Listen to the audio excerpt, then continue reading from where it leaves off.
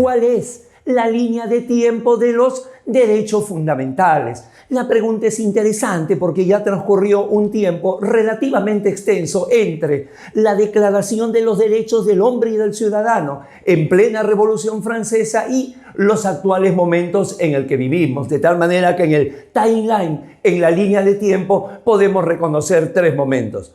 Número uno, el momento del reconocimiento de los derechos fundamentales, es decir, aquellos tiempos en que lo importante, lo notable, era que justamente los derechos fundamentales aparecieran en los textos constitucionales. Así, seguramente la primera muestra viene a ser la denominada Carta de Derechos de los Estados Unidos, que no es otra cosa sino las 10 primeras enmiendas donde se recogen derechos fundamentales que no se recogían en la Constitución de 1787, una constitución eminentemente política, hasta la paradigmática Constitución brasileña en este sentido de reconocimiento de derechos fundamentales, y es que la Carta brasileña de 1988 en su artículo 5 hace una lista de cerca de 80 derechos fundamentales. Primera etapa, el reconocimiento. Luego viene un segundo momento, que es la protección de los derechos fundamentales,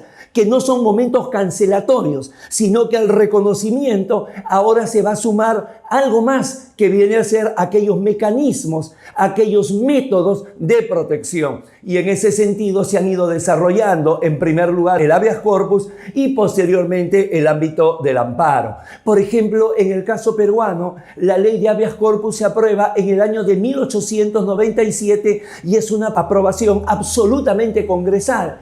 Es una ley que se aprueba por insistencia de parte del Congreso ante la negativa del Poder Ejecutivo. De tal manera que con todos esos obstáculos, insisto, primero es el habeas corpus y luego ya viene el ámbito de extensión del amparo. Siempre en sede peruana, la Constitución de 1979 reconocía como mecanismos de garantías constitucionales el habeas corpus y el amparo. 14 años más tarde, la Constitución de 1993, la Constitución en vigor, le ha sumado el habeas data y el cumplimiento. De tal forma que esa es la segunda etapa, la protección de los derechos fundamentales.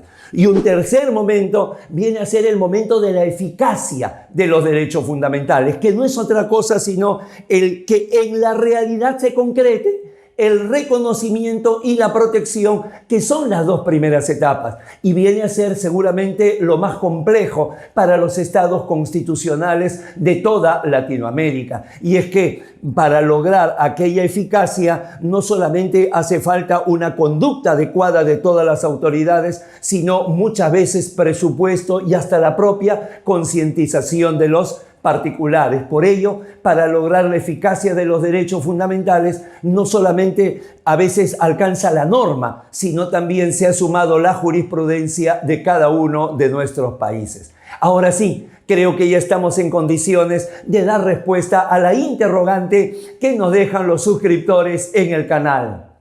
¿Cuál es la línea de tiempo de los derechos fundamentales? La línea de tiempo marca tres momentos, desde el inicio del constitucionalismo hasta nuestros días. Número uno, el reconocimiento de los derechos fundamentales. Es decir, que estos derechos queden plasmados en el texto constitucional, en la ley o si no, en el texto convencional de derechos humanos. Número dos, la protección, es decir, la existencia de mecanismos que busquen justamente abroquelar, que buscan justamente ser un escudo, una trinchera para evitar la vulneración de los derechos reconocidos. Y por último, la eficacia de los derechos fundamentales. Esto es, que no solamente estén en el texto, que no solamente existan mecanismos de protección, sino que todo esto sea notorio en la realidad, en el día a día. Aguardo les pueda ser de utilidad. No olvide suscribirse a Tribuna Constitucional. Todos los días recibirá información jurídica relevante y oportuna. La ampliación de la línea de tiempo de los derechos fundamentales en particular y todo el derecho constitucional en general lo encuentra en los diversos cursos y asesorías que brindamos en